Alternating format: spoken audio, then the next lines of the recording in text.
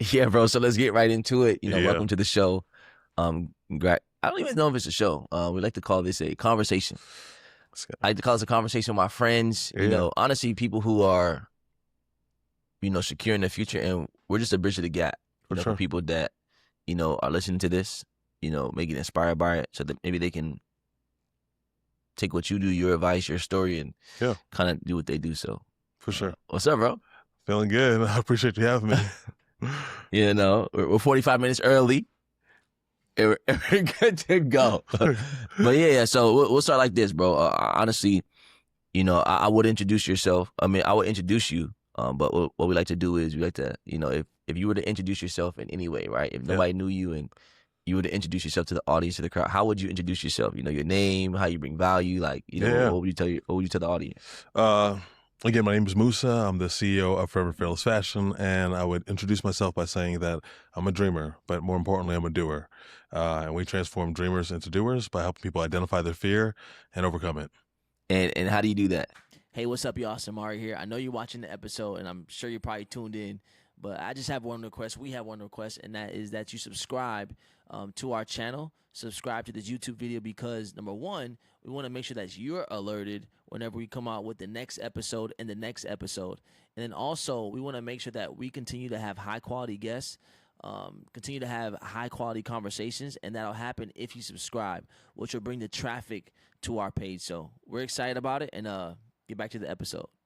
I do that by, again, helping them identify their fear, asking them the things where they want to go, and the things that have stopped them from getting there. So you reverse engineer and you start moving the obstacles out of the way, and start, uncovering childhood trauma and things that they have been going through that is ultimately stopping them from reaching their highest heights. A lot of people, unfortunately, sabotage themselves subconsciously, and I want to help them get free from that. So when I speak, I go by Musa, the mental mechanic. Feel like life's a journey, your body's a vehicle, your mind's the motor, and a lot of our people's minds are malfunctioning. That's incredible. Yeah, appreciate that. I like that. Yeah. The mental mechanic. Yeah. So my next question is this. If you can go back 10 years ago from today, Yeah. know what you know now, what would you tell yourself? If I could go back 10 years ago. If you can tell yourself anything. Yeah. Or many sure. things. Yeah. Or all the things. Of all things. At any time. I would absolutely tell myself to believe in myself, and by believe in myself, meaning believe in the gifts that God has given me. I know that I've been blessed in life, doors have opened, but it's all because of his favor on my life. Sometimes we discount ourselves, or we think that someone's more qualified, when God's like, nah, it's you. Take the ball and run it. And so once I finally got certain people out of my life, I grabbed the ball and I ran it, and he was clearing paths for me. So, yeah. That's good. Anything else you would tell yourself?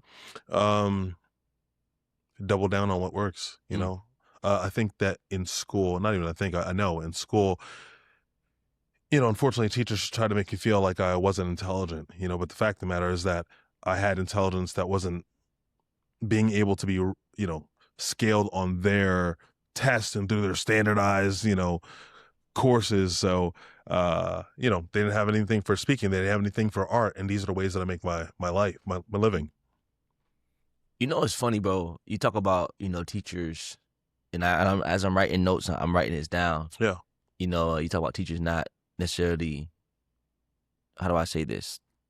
Not necessarily advocating for, your type of intelligence. For sure. Right. I think that school does that, bro. Oh, for sure. Although I went to college, got a degree and all that good stuff. All right. School can, sometimes feel like a prison or something. Absolutely. And, once you said, the way that you are intelligent, have you ever seen the movie Divergent? No, I haven't. You've never seen the movie Divergent? I should go watch that. I'm good. I'm going to see that this weekend. How about that? Bro, so it's like a 3 or 4 part movie. Okay. Incredible. Yeah. And it's literally about, there's a time in the world where, you can, as you're growing up, you can be in this ecosystem. You can be in 5 type of different, groups of people. Yeah. Farmers, warriors, whatever. Yep. And long story short, if they found out that you were a divergent, then you would be like outcasted. You would be pretty much killed. Yeah. But not knowing that, like towards the end of the movie, I don't want to ruin it for you, but I'm gonna ruin it for you. Please don't ruin it for me. But by the end of the movie, Divergence, the founders of the ecosystem created the ecosystem for the divergent. But as time went on, people took over and they started to kill the special people. Oh, wow. And so that's kind of what it reminds me of. And I think a lot of us in today's society are divergents. For sure. You know, we may not be intelligent in terms of, you know, the world standards. We may not be intelligent in terms of the system that we live in, you know, but ultimately we are intelligent in the things that God has blessed us with. For sure. You know what I'm saying? Yeah, absolutely. And it's like when people say, you know, kids have like ADHD or something like that. Nah, that's I'm a like, gift. yeah, it's That's like a a gift. gift, honestly, to be able to do many things at one time. That part right there. You know, it's incredible. Now, do you need to hone it? Of course, but that part.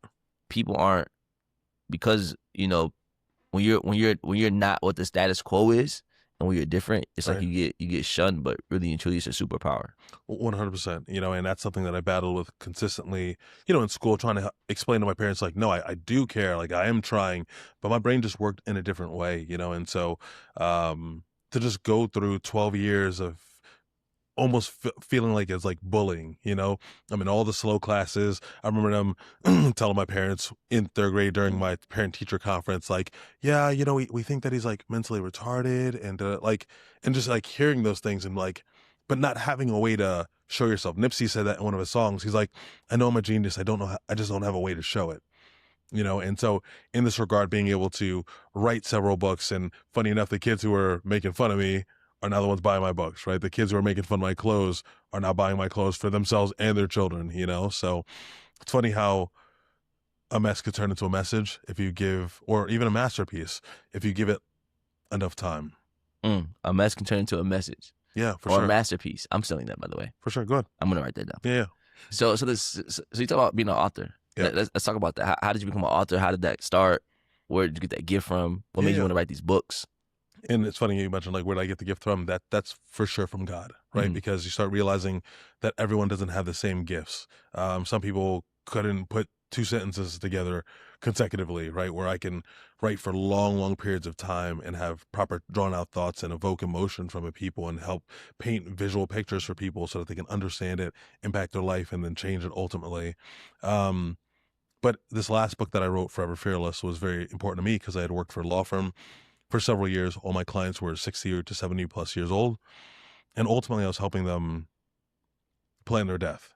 You know, so I was like the young fly Grim Reaper, you know, and and making sure everything's passing on to their kids. But just in curiosity, I'd be like, hey, Gertrude, John, like, what did you actually want to be when you grew up? And 9 times out of 10, out of hundreds of homes that I've sat in, you know, most of them were saying that they were nothing close to what they wanted to be. Wow. And I was like, why didn't you go after it? And they're like, because I was afraid, and what would people think, and what if it failed, and I'm like, hey, where are those people now? And a good portion of those people were already dead. And so, you know, you start seeing tears form in their eyes because you start realizing for them they've realized an eternal epiphany of, I've lived my whole life and I never lived. You know, and that kind of goes back to Divergent. You better be this, you better be that. And it's like they weren't brave enough to break through the barriers. And all of them said, you know what? Hey, tell your generation, be fearless. Because no matter how safe you play it, you still end up here. So what are some of the, like, all of the books that you've read? All the books that I've read? That you've written. Oh, written. Okay. Well, we'll focus on Forever Fearless because clearly that's what you want to focus on today. Yeah. All right. I mean, you know, we've got some other ones that are dealing with relationships and things like that, but this is the most important one. Before you answer that question, I want to say this, and you know, we were at the Aspire conference. Yep. This is actually my friend, y'all. This is actually a good friend of mine. Cool. You know, and we were at the Aspire conference, and we were sitting down watching. Did you watch Gary Vee when he spoke? Yeah, of course. Yeah, bro. Another one of the reasons why I stayed to the very end. Right. They were so smart for doing that. So smart. So smart. So smart. They got us. They got me. From 7 to got it. But yeah. So when we were watching him, bro, remember the last guy that went? The one before him? No, the guy who was when Gary Vee was like, all right, no more, and the guy was like, one more question, keep it short, but he kept it long, like the end. Oh yeah. And bro, his story was his story was so amazing because he was saying that, you know, he was very successful in his business, and he was like, you know what, I'm gonna start doing what Gary Vee's doing because I want to, or what Gary Vee said to do in terms of my purpose, right? Yeah, for and sure. He talked about, you know, going around asking people like, are you happy? Are you happy? Are you happy? And he was saying, yo, you know, I was getting 200 views, 300 views, and his goal was to catch virality and go viral. Right. Which he in the world's terms, didn't get. But then he said, after he did it a few times, he was thinking about quitting, or is this good? And Yep. somebody came up to him one day and was like, "Hey, I know you from somewhere." He said, Right. "Oh, I watched your video." Yep. And from that video, something transpired, something happened. He was able to inspire somebody else, but ultimately he was able to get, a deal from it. Yeah. And then when you even talk about just, people at 16, 70 years old saying, "Man, I wish I would have done X, Y, and Z." It's like, one, we don't know how much time we have left, and two, we only have one life. And Yep. ultimately, people really don't care what you do. The only person that really cares for real is God. He doesn't even care what you do. He cares how you do the things you do, what kind of person you are. He does care what you do. No, he cares what you do, yeah. but ultimately, he cares about the type of person you were while you were doing the thing. Right? Obviously, we want to be good people. Yeah, for sure. Based on whatever you believe in. Yep. What I would say is that it's like, go and live your dreams, bro. You only have one life to live. That part right there. And if I had a message for my life, it's like, shoot your shot. Because I know about that one. Yeah, on the real, because the reality of it is that I think the world has kind of tricked us to be like, if you're not viral, you're not successful. And I'm telling everybody, shoot your shot, right? Because right. You might not get 1 million likes, but honestly, you only need one like, right? Apart from my book, Forever Fearless, I created Forever Fearless Fashion, which is, luxury tracksuits and several other things. But the main core of our foundation in business is making activewear for you to take action in, And so we made a quick little commercial. It was 15 seconds, but that 15 seconds changed my life because someone from the Olympics saw it. And they reached out and they were like, "Hey, we love this. This is amazing. We'd love to speak with you." And I'm looking at the DM. I'm like, this can't be real. I got like 5 likes on this video, but it only takes 1 like to change your life. Wow. And so that's like, if you don't shoot your shot, you'll never know. And at first I was like, I can't put this out. It's not perfect. And so we get into analysis paralysis. But literally, the Olympics reached out to me. Long story short, we had a conversation. They took me to dinner. They were like, "We'd like you to dress these teams for the 2024 Olympics." And then before you know it, they were like, "Send the invoice," blinked, and I was in Paris and watching the teams wearing this thing that I got in a dream, which is crazy. So to God be the glory. You already know. That is incredible. Yeah. Is that kind of where we like kind of first started like talking, like interacting around that time? Yeah, like right before I was about to go to the Olympics. Yeah, I remember that time. Crazy. That was an amazing time, bro. Man. So how was that? So how was the Olympics? How was seeing people in your tracksuits? Like, what was that experience like, bro? Oh, like surreal. Like, I've never done drugs in my life, but that there's a different type of high. Like of anything that I've ever done, like a dream fulfilled, to be there watching this and being like, yo, what if because I got this idea for the clothing brand in a dream, 4 a.m. in the morning. What if I would have went back to sleep? These are the things that I think. And then I could have been like, oh, well, I'm not even into fashion. I'm not even a designer. Like, there's other people that are better than me. And we kind of disqualify ourselves. And so for the one time, I was like, you know what? My mom, before she, passed away, she's always like, just try. Ever since I was like in 3rd grade, and I had this one drawing competition, I threw it and I went outside to play. She's like, you get in here, you try. And that's what made me do it, like in the night. And I was like, just to honor her, I'm going to try. And then to be in the Olympics and seeing all this happen, I'm like, I can't believe this, but I can believe this because I believe in it. Wow. Yeah. So how long ago did you start this clothing brand? Close to 4 years ago, like when I wrote the book. 4 years ago. Yep. And then how has the progress been since then? Well, that's the thing, because I was kind of like dabbling in it because I was still the vice president of a tech firm. Hold on, you were in the tech space? Yeah, for 13 years. Hold on, we gotta talk about that first. That was before the clothing brand. Yeah. So let's talk about tech first. Okay. Let's talk about the journey. Yeah. So you were in tech. So how did you get into tech? So funny enough, I was working for a law firm first, and then, like I mentioned, then I went out to pursue music. I left the law firm, was out there in California, was like about to get signed, get a little bit of money. Then, some bad things had happened, and we got like pretty much dropped, lost everything. Wow. End up being homeless, you know what I mean? Like sleeping on couches and things like that. You go from making 6 figures right out of college to then sleeping on people's couches and in the moldy basements. So craziness. But when I'm at my lowest, I was like, man, God, I really need your help. The Bible talks about that. It's a man's foolishness that ruins his life. yet his heart rages against the Lord. And I was like, I'm not blaming this on no one. I know I messed up my life. I was like, but if you bless me again, in my mind, I was thinking of Samson. I was like, if you bless me one more time, I'll run it all the way up, you know? And then you think like the sky's going to open up and he's like, oh, my son, thank you for coming back. And it's like, nah. And I was like, man, I must have really pissed him off because I'm not feeling nothing. And I'm about to take a step back in the house. And then I get a call from a friend that I hadn't spoke to in like, man, maybe like 5 years. And he's like, hey, I know this is weird. We haven't talked in years, but I feel like God wanted me to call you. And I was like, he's like, man, how you doing? I was like, I'm not gonna lie, man, I'm messed up. I'm literally like homeless right now. And he's like, I'm the manager over in New York City. He's like, send me your resume. Send me the resume. Before you know it, I'm on a flight. I'm in this boardroom. I take the one good suit that I still have. You know what I mean? Clean it off or whatever. And I'm there like battling with like 22 different people for this position. And somehow I beat them all out. And then it starts and I'm in the tech space. No way. And I'm headhunting for like the biggest companies like Adobe and Nike, Twitter, Goldman Sachs, all that stuff. So yeah. So when you talk about headhunting, what does that mean? Yeah, ultimately the fact that I'm negotiating with companies and finding out what they need, figuring out the scope of the project, and then being able to fulfill that afterwards with architects, designers, you know, cyber people. So yeah. You know, it's incredible to see how, you know, life can change in a moment. That part right there. You know, and I really believe that sometimes it takes for us to go to our worst and to our lowest to really be able to see God and see Jesus and really be able to, you know, ask for him. And, you know, in the Bible, it talks about, you know, I tell the story the other day, you know, it talks about little James. So little James, one of his followers, one of his disciples, and he had an ailment in his leg, and he would see all these people get healed. So finally he was like, hey, Jesus, like, you know, like, I'm walking with you. You know, I'm one of your followers, close followers. Like, you know, will I ever get healed? And Jesus was like, that's the beauty in it. He said, there's so many people that can tell the story of being healed, right? But how many people can actually tell the story of walking with Jesus, following Jesus, healing people in Jesus' name with Jesus, and still you need to be the person that gets healed.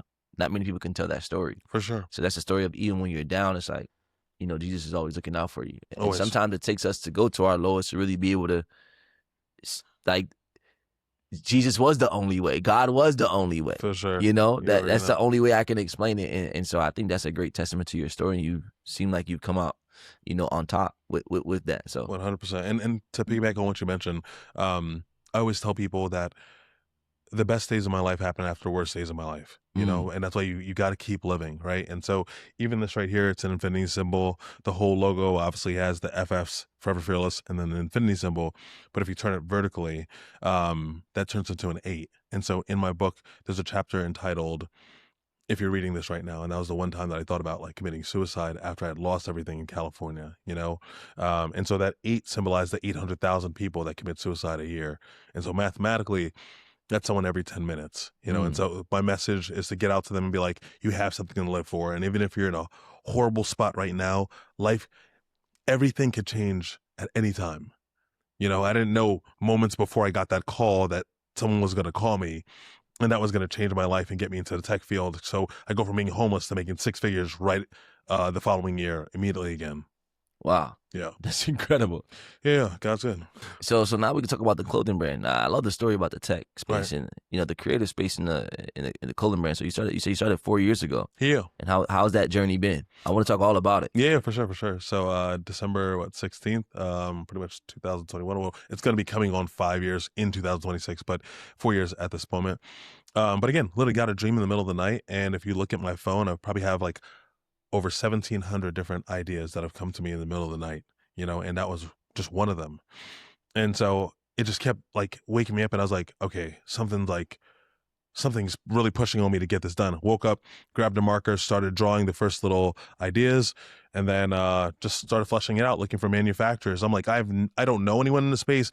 I don't know. I was like, God, I need your grace. I need your wisdom, you know, and kind of like the Bible says, it's God who gives you the ability to gain wealth. And he definitely does. And then started finding them.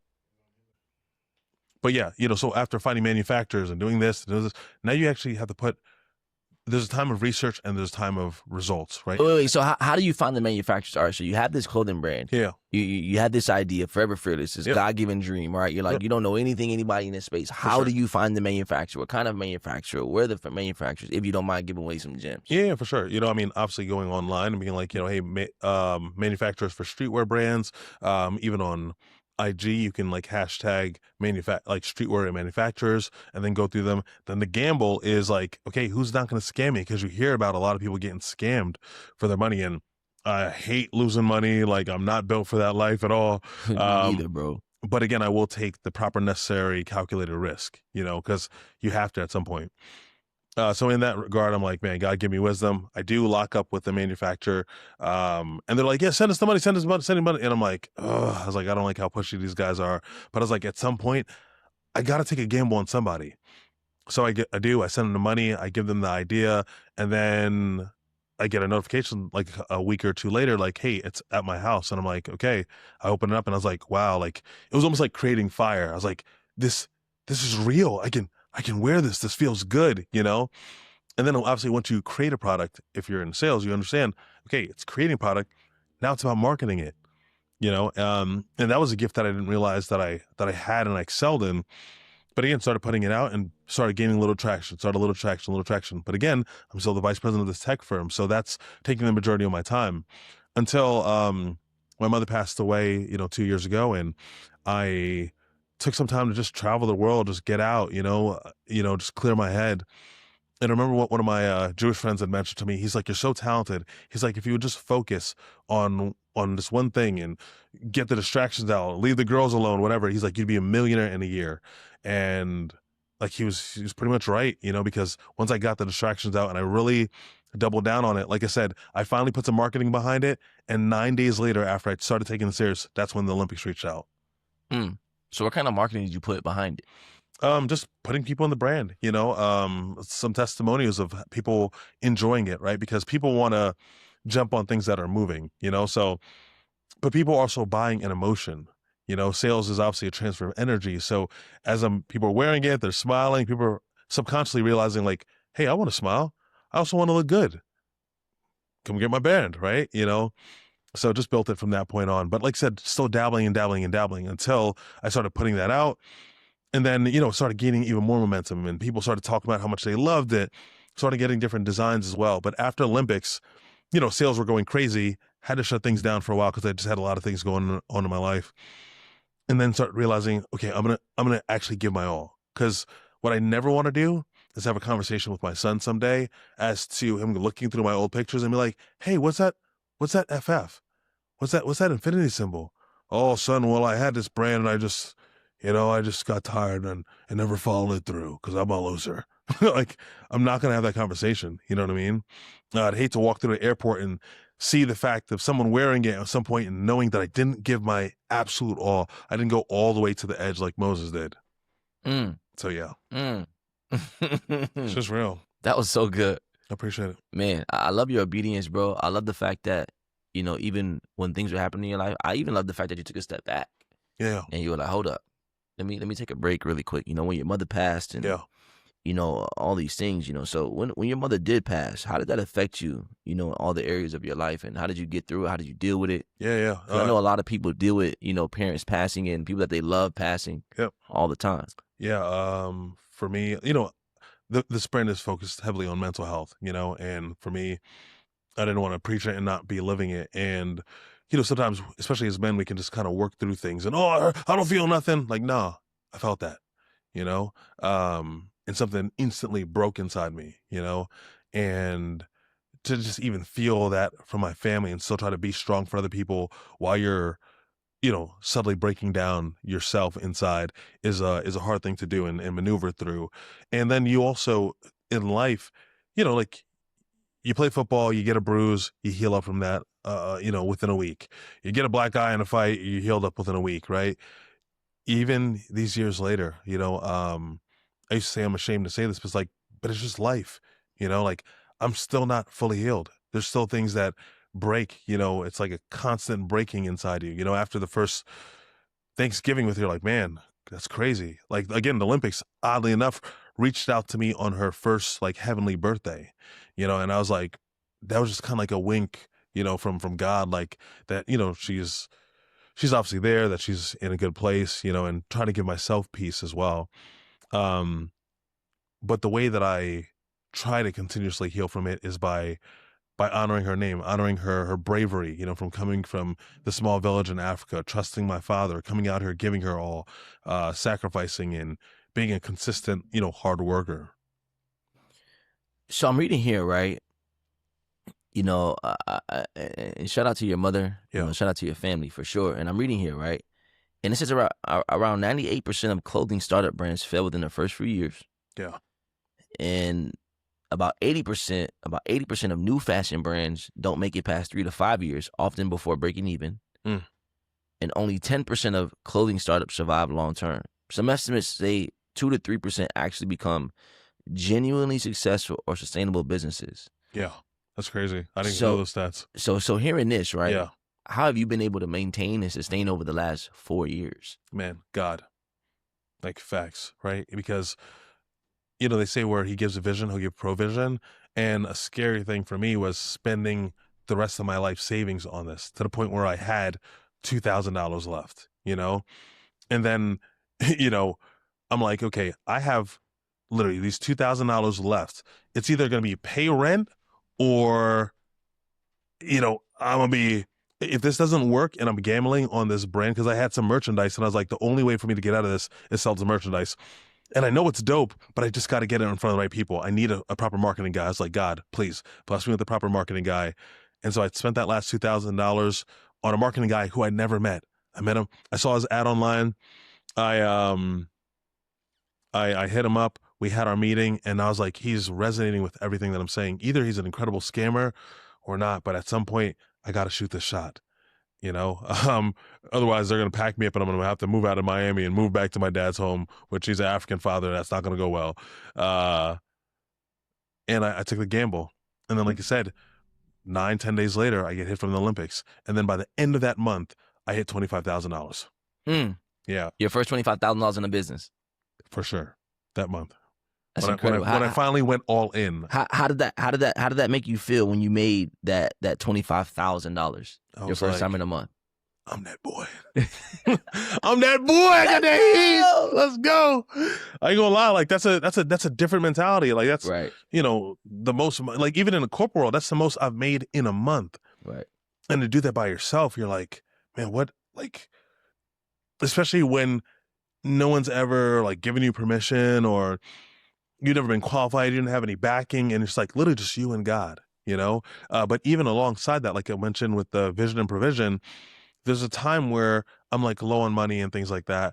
And ultimately, I feel like this is 2 years ago now. I felt like God is like, go on this cruise. And I was like, I know I ain't hear that. That's not even financially smart right now. That doesn't even make no sense. But he's like, go on this cruise. And I was like, all right, whatever. I haven't been on a cruise in over 15 years. I'm going to just be obedient. And sometimes it's very important that we understand obedience is better than sacrifice, right? That sometimes we try to over logic the Lord. Like, no, God, but if you look at statistically, it's not good for me to, it's like, shut up and just like obey. Like even in the army, my drill sergeant was like, Musa, we don't pay you to think, we pay to execute. You were in the army? Yeah. Wow. Yeah. So, I took that as a life lesson, even with God. Like if I'm in God's army, right? Like you got to figure it out, shut up and execute, you know? So I go on this cruise, but something's like, bring your tracksuits. All right, cool. Boom. First night I'm there, sitting on a dinner. I hear a dude, with the African accent. I said, hey, I was like, I hear your accent. Where you from? He's like, oh, I'm from Nigeria. I was like, okay. I was like, my family's from Sierra Leone. I was like, what's your name? He's like, Mustafa. I was like, my name is Musa. He's like, my brother, you belong to eat with the best. And he takes me from the bottom, like part of the ship, to the top. He walks me past the whole line. He sets me down. And then he's like, I was like, man, thank you so much. I was like, I really appreciate that. And he's just standing there, like almost like zoned out. And I thought he was like listening to somebody, but there's no earpiece in his ear. And he's like, I feel like you're supposed to sit over there. And he takes me and walks me to the other part of the restaurant and sits me down. I was like, okay. Because if you ever saw the movie Yes Man, I talk about it in my book, but it's like just saying yes. If I'm already here, I'm going with everything. What's up? Except for drugs. And so I'm sitting down, I'm looking at the menu, and as I'm looking at the menu, all I hear is hey, you sitting alone? And I look up, and it's two big old white boys, like 250 each, both like 6'4", in like flannel shirts. And I'm remembering like going to school in Oklahoma, and I'm like, oh man, it could go down right now. I grab my like steak knife. I'm like, yeah, wow, what's up? In the real deep voice. And they're like, well, come on and sit with us. Long story short, I go sit with them. They're like, our friend's in the bathroom. She's coming out pretty soon. She comes out. We're all going in a circle about what we do. I'm like, vice president over here, da-da-da. But what I'm really excited about is my brand. She's like, what's your brand? I was like, it's focused on mental health. She said, I love it. Send me the link. Buys like 20 tracksuits. Take all 20 tracksuits to Vegas for a friend's like birthday party or whatever. Long story short, as this is a long story, right? But it's important because a year or two later, she becomes my investor. No way. Yeah, $150,000. And so to think that you could be at your end and that God will bring your investor in the middle of the ocean, out of 1,500 people on that ship, he'll literally come and put you right in front of them. And so it's like what? No one can convince me that God's not real. Like at this point, you just can't. But you got to be fearless, right? And there's no fear in love. So the more God I have in me, the less fear I have. It's just real. That's incredible. That's an incredible story. Yeah. Man. But I just want to inspire the people that are out there that are thinking, well, I don't want to start this brand because how am I going to pay for this? I'm telling you, like Moses, you got to go all the way to the end, and that's when he shows up. Moses didn't get the instruction to raise the rod, not a day before, not an hour before, not a week before. He knew that looked impossible, as a lot of your dreams probably look impossible, but you got to go to the very end. Promise me that you'll go all the way to the end and shoot your shot. No, that's incredible. That's incredible. That's an incredible story, bro. I appreciate that. For some people who are out there, right, and they want to maybe know, the earnings potential on, building a brand, like a clothing brand per se, right? What does that number look like? What does that number look like? And beyond that, how can somebody else hear this and just get started? Yeah, for sure. Great questions. In regards to your earning potential, it's literally like to the moon. One of the people that I look at is the gentleman, Ben, from Gymshark. Just him and his brother started in their grandmother's basement. 10 years later, they're valued at 1.4 billion.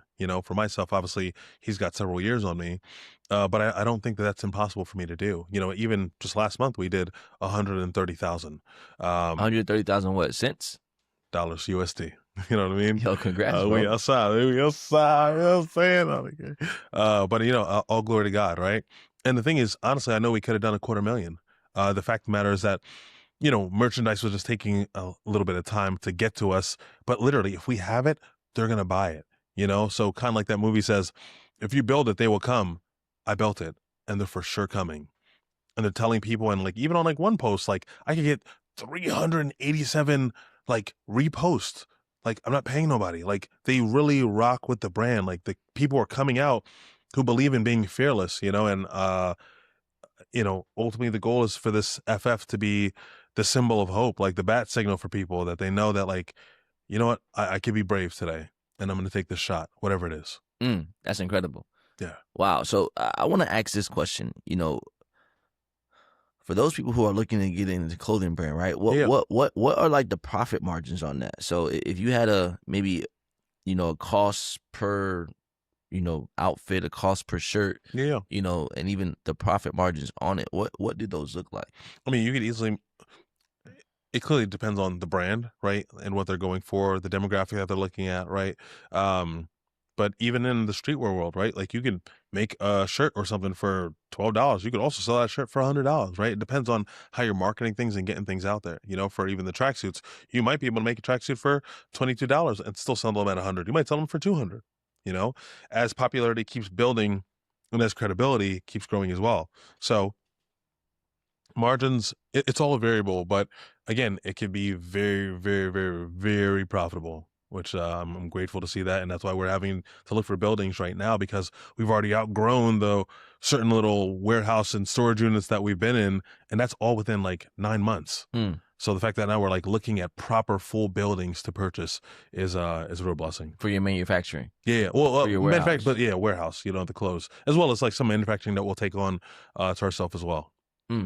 What is the roadmap to get to, your $1 billion evaluation like you said you want or you can do? That's not impossible. Do you have a roadmap Yeah. for that?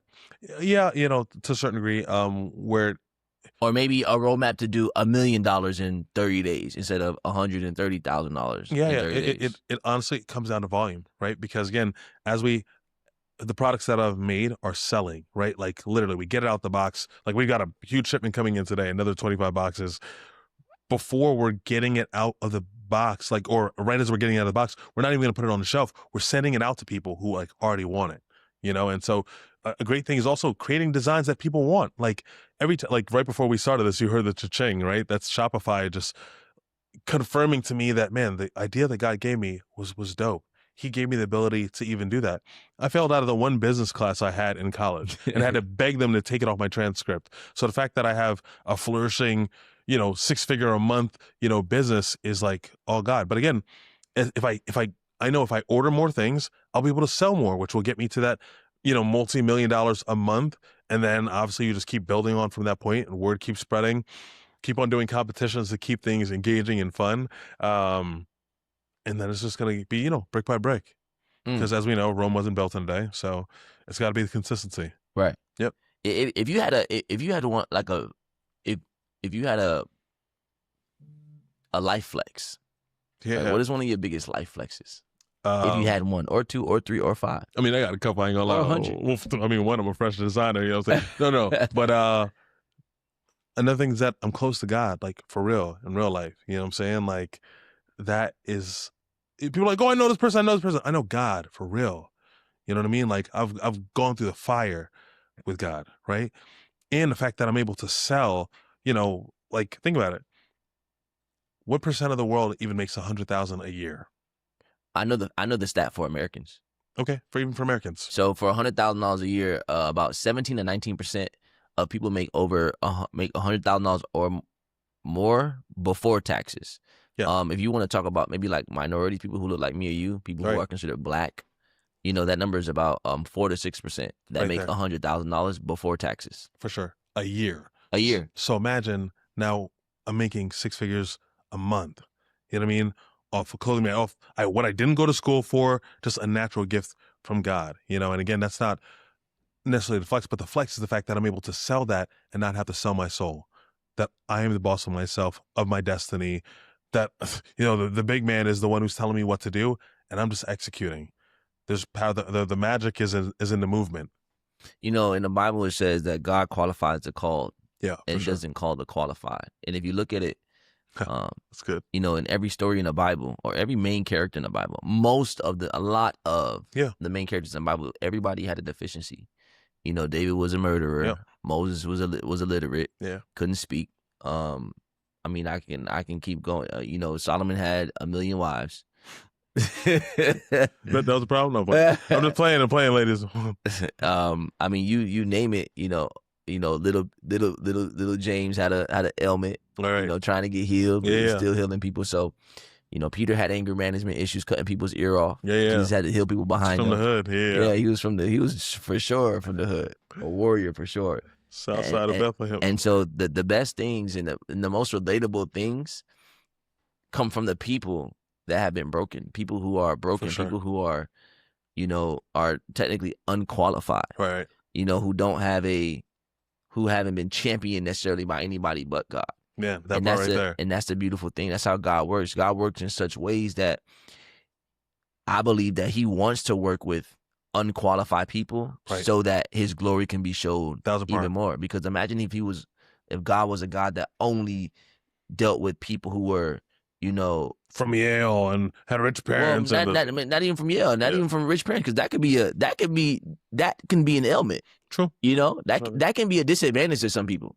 Give me that disadvantage, okay? Well, it's the truth though. No, some people, for some people that could be like, you have too much of an advantage, so you don't value, the things that you have, or the dog wasn't built inside you because. But then also some people that could be an advantage. Like I'm going to take this and I'm going to multiply it times 10, times 20, times 100. Yeah. And so, I think that when we look at our inefficiencies and what our deficiencies according to the world, the ADHDs of the world, or missing a limb, or all these things. These are stories. These are stories and testaments to God's grace and God's sovereignty and His power. For sure. And His his ability to tell stories to people who are broken. So For sure.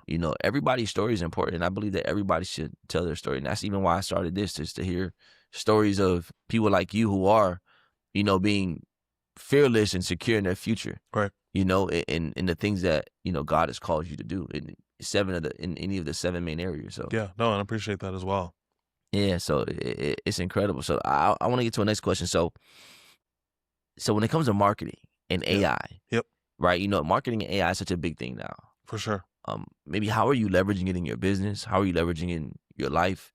Are you leveraging it? Are you looking forward to leveraging it? What are some of the ways that you're using it within your ecosystem? Yeah, for sure. Great question. Some of the ways that I leverage, I'd say one of the most important ways that I leverage AI is by the ability to multiply yourself. And what I mean by that is that I already know, obviously by the grace of God, I'm an incredible salesperson. So who do I want selling my clothes more than me? Me, right? That 130,000, like as we were looking for influencers and all these, and if we just get it on this person, I said, no, that all came from ads that I was making on my phone, right? 30-second clips. Hey, I'm Musa. I make tracksuits, da-da-da. Check them out, da-da-da, the best in the world. We'll deliver within 24 to 48 hours from Miami. Boom, done, right? Those are the things that have blown up. Just being genuinely you. Now, the way that we're using AI is the fact that AI is getting in front of the right people, because think about it. If I had a store in the mall, I've got to try and stop, 1,200 people and, oh, no, come in my store. It's like, no, while I'm sleeping, I wake up to tons of orders. Then I just go across the street where my, warehouse is and I pack them. That's my day. Yeah. Is there some way that you can maybe, do you enjoy the packing part? Or there's some way that you can have somebody pack them for you? There for sure will be a time. I've had people packing for me before. When I was in Africa, I had someone packing for me and things like that. And she was awesome. Shout out to Mariella. Shout out Mariella. Yeah. But also partners like Dana who are incredible. Shout out Dana. Yeah, you feel me outside. We love Dana for sure. Dana. No, well, she's really divine and dynamic. Right. But in that regard, we actually do love packing. Like there's something therapeutic about. Somebody thought my design was dope. There was times where I was like packing 100 a day at certain points, like over 100 a day. And I'm like, oh my gosh, there's so much. And then I was like, wait a minute, this is a blessing. People are taking their hard-earned money from time that they'll never get back of their life and being like, no, I need this in my life. And that trust is like special. So yes, I can get people and I will get people at some point, but probably for the next year, I still want to do it because it's that touch. It's me making sure that every, thread is perfect, that everything's like perfectly laid out, that it's presented properly. Because again, right now is the heavy lift where we're coming into the world of fashion. And that's what has got so many people to be like, listen, you have a customer for life, your customer service and this. Like people are able to text me like directly. I text people all day long that are customers, like thousands of them. Like right now on my phone is probably like 3,000 texts. but I'll be drilling them, you know what I mean, throughout the day. So yeah. It just is what it is. And will I have a secretary to do that? For sure. But as of right now, in these early stages, if I want to get to that, I got to set the highest and strongest foundation possible. You know what people call that? What do they call that? Scaling the unscalable. So, who is answering messages from customers every day? The founder, the CEOs, right? Who is packing their own things, right? And I think that's scaling the unscalable, right? Doing things that are unscalable. And in today's time where there is so much AI, right? And I'm an advocate for AI, and leveraging it to the best of your abilities. In a time where there's so much automation, there's so much, system-oriented work, the things that are going to help people stand out in this world are things that are unscalable, right? All right. Texting people, texting customers, having good customer service, actually packaging and boxing the boxes for yourself, and even documenting those things. Because at the end of the day, there's going to be a point where it's too much. Right? But also at the end of the day, especially in the foundation level, man, it's like I can't wait to you're doing $1 million in a day. I know, right? And I can be like, hey, I actually know this guy from when he was, at the Olympics, Right. trying to make it, Yeah. or in his process of making it, or For we had sure. a conversation or interview, where you were giving your whole story, where I learned about your mother, I learned Yeah. about your tech space, how you were homeless, how Right. God told you to go on his ship. Like, I can actually say these things. I can be like, hey, that guy right there, I knew him before the process, before he got to the thing. And, his thing that he was doing was so unscalable. Right. Like, that's why he is where he is right now. And great point. And to that, you know who I learned that from? Who? Gary Vee. Right. Yeah. We You know both what I mean? did, I think. Yeah, because he was talking about how he was getting so much traction on Twitter. He's like, you respond back to every single person. Someone Right. took time out of their day he's like, and that's kind of like your dap. That's kind of like you coming off a stage at concert and shaking everyone's hand. Right. It's like, no, let me let you know I appreciate you. Right. You know, I know people's husbands and their wives and their kids and whose birthday's coming. You know what I mean? And, I'm going to do it until I can't, right? Because like even when I call someone, I'm like, hey, something's, I saw you got a small top and a 3XL bottom. They're like, oh yeah, that was a mistake. Wait a minute. Are you the guy from the commercials? Oh man, I love those commercials. And I'm like, yeah, that's crazy. But they love that so much. And I love them and I appreciate all of them as well. So thank you to the Fearless family that's out there, because you all are amazing and you've allowed me to live a dream and share this message of love and hope. Oh, you're looking at that camera right there, buddy. Love and hope. We outside. Back to you, Barbara. No. Yeah, that is amazing. What is the importance of marketing, right? Leveraging social media to, get your product out there. It's everything. It's everything. Because again, like I said, I was going broke because I bought a bunch of inventory, but inventory without marketing is just like paperweights. You know what I mean? Like that's why you have to shoot your shot. Marketing is you shooting your shot every day. And so that's why the beauty of these commercials being able to play through people on Facebook and Instagram all day long. This is me shooting a million shots. Some of you guys are the next Picasso, but you're going to take your paintings and put it under your bed and be like, I don't know why I didn't blow up. I don't know why nothing good ever happened to me. It's like, man, put yourself out there, shoot your shot, be fearless. It is a scary moment to be like, oh my God, I've been working so hard on this and now I'm going to put it out to the world, because there's some people who don't like my designs. They're obviously blind, but either way, you know what I'm saying? Jesus, heal them now. You feel me? We outside, baby. But there's also thousands and thousands and thousands of people who love my stuff. And so am I going to let this one person who is like, these things are stupid? Okay, cool. There's other brands. Go check them out. Not as good as mine, but either way, go out there and explore. But for the people who care about me, I care about them, and I'm going to take care of them. So that's the importance of marketing and getting out there, because that is going to allow my tribe to find me. Right. No, 100%. The beautiful thing about us being in that room actually at the conference. Yeah. And I think for a lot of the time we were, or at least me, I was in the hallways a lot, right? Yeah. Meeting the people, talking to the people. But when I was in the room, especially for the people who I was in the room before, one of the main things that I got was like, hey, social media is free. Instagram is free. TikTok is free. Right. Snapchat is free. LinkedIn is free. All these places are free. Right. Why not leverage them? Who cares if you're posting? Somebody said they post like 30 times a week. I was with somebody yesterday. I was with one of my friends yesterday on the way home from hanging out with some other friends, and we were looking at somebody's profile. They posted 4 times that day. Cool. Hey, listen, that person made $1 million at 22 years old. Hey, is there not a direct correlation, right? We have to start looking at IG and Facebook like TV. Right. It is, right? And so every time they see my brand, that's a what? Commercial. And so anyone who's in sales knows that there's about 7 to 8 touch points that have to happen before someone feels comfortable enough to make the transaction. So in that same space, you're going to see me. You might see me 8 times today. I'm going to post more than like, I want to drop something every hour if I'm not too busy. So I want to read you these stats on social media, right? All right. That I think we all should, understand. I look at it like this, and especially like people in the church community. Right. I think that because we're in the church community, it's like we have this fear of like maybe doing too much, quote unquote, doing too much. You know what I'm saying? That can be a thing. I'm not saying it's for everybody. I'm saying for the general population of people, right? Not giving their insight on the things, right?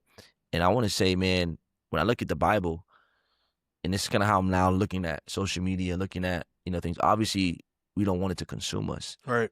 but we want to leverage it. It's like even Jesus, right? What was Jesus' social media? It was getting disciples, getting people to follow him, Facts.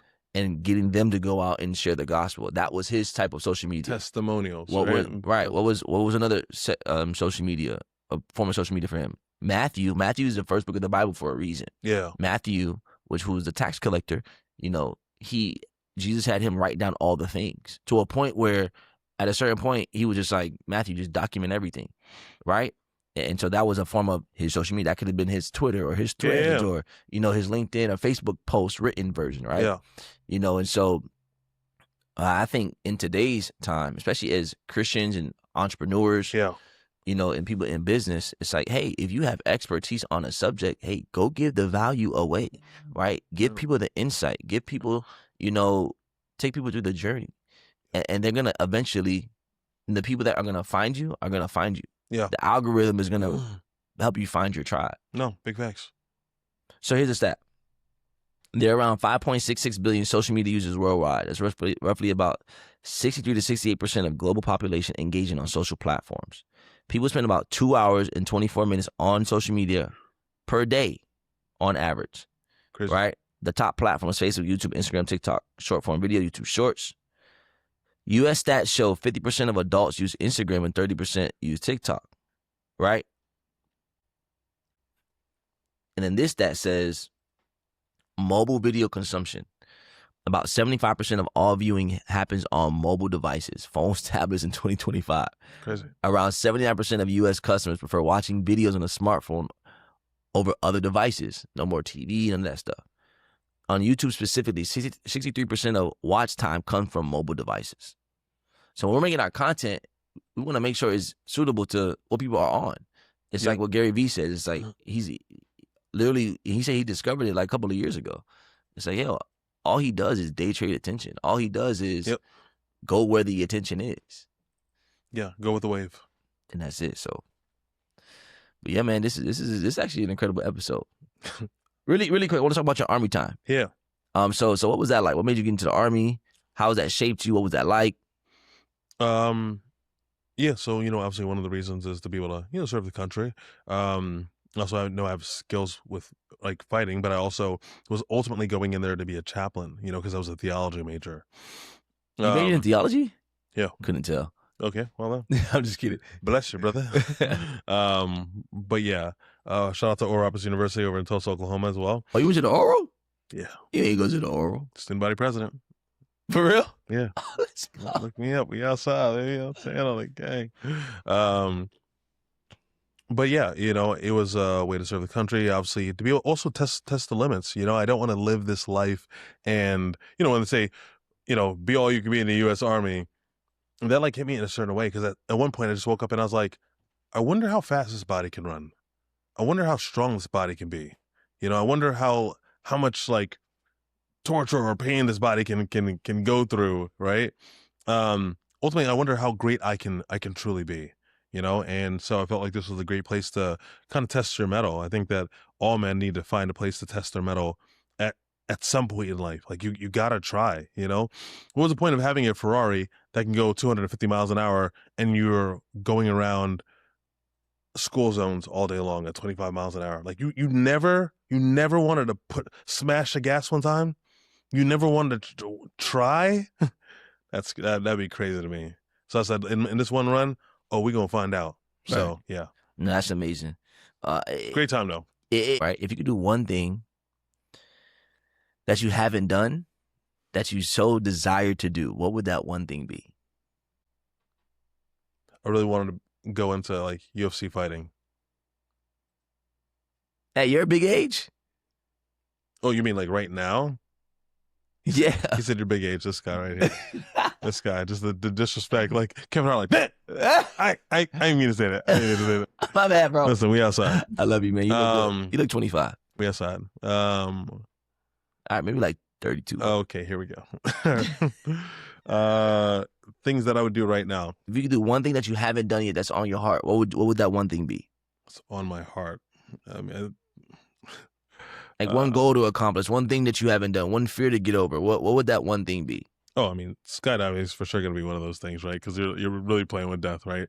But on a more meaningful level, That could be meaningful to some people.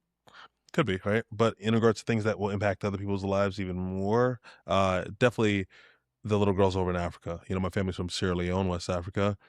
And when I went out there to visit, it was like really heartbreaking to see these like young, beautiful girls having to pretty much sell their bodies to like eat, and some of these girls, unfortunately contract like AIDS or HIV and things like that. And it's like the fact that they don't have, like, so much of their life is taken away from them before they even get a chance, you know what I mean? Because their back is so hard, and it's just like a crazy way of life, and it's like, that's why I have to make, billions of dollars to be able to buffer and give them a safe place where they can develop properly so that they don't have to go into that world. So that's a big thing that I haven't done that I need to do, that I will do by the grace of God.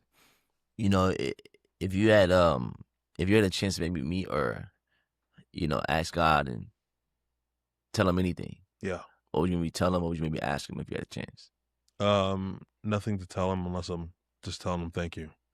Like, I've been so fortunate. I've been so blessed in my life. Like, I'm even grateful for the hard times because I realized how they had built me to be this person right now, the person that I love, because of the, pressure I've been under, and he's shown me who I can be through that. So, like, I'm so grateful for my strength. I'm so grateful for my mind. I'm so grateful for my creativity. I'm so grateful for the friends that he's given me, even Amari at his big age, uh, I see you got jokes here. yeah, we outside.